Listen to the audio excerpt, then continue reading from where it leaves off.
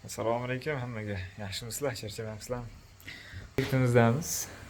Kotel AVB. Bu kotelni bilgan biladi, bilmagan o'zi biladi.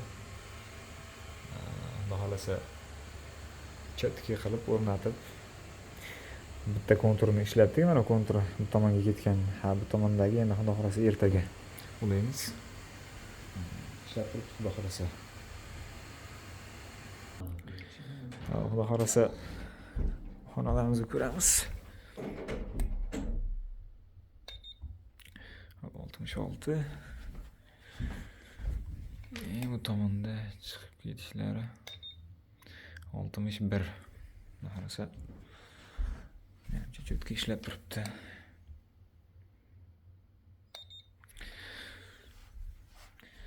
Xo'p.